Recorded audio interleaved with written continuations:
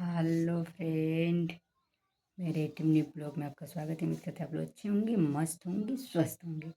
आइए आप लोग को कृष्ण भजन सुनाते हैं, अच्छा लगेगा तो कमेंट कीजिएगा, सब्सक्राइब कीजिएगा। छोटा सा प्रयास है, कहना है।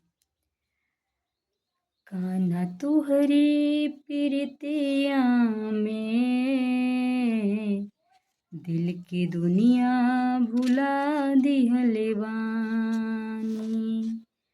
कान्हा तुहरी प्रीतिया में दिल के दुनिया भुला दिहले बानी।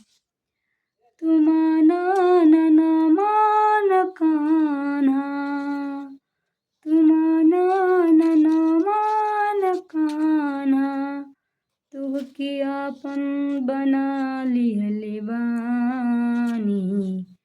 कान्हा तुहरी प्रीतिया में दिल की दुनिया भुला दिहले बानी।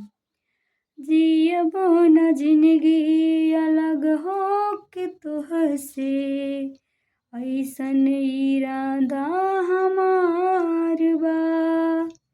दुनिया बदल जाई नहिया न बदली, तुहसे वादा हमार बा। अपने मन की नगरिया में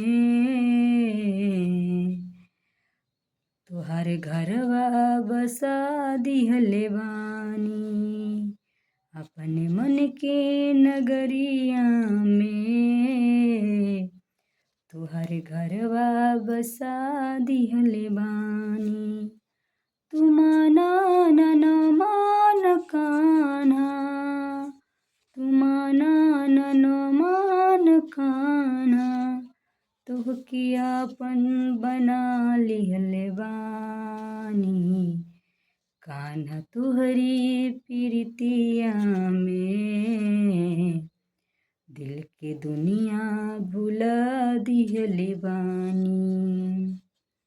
अखिया में तोहरा सुरतिया बसल बा, तोहरो से सुरहो सिंगार बा।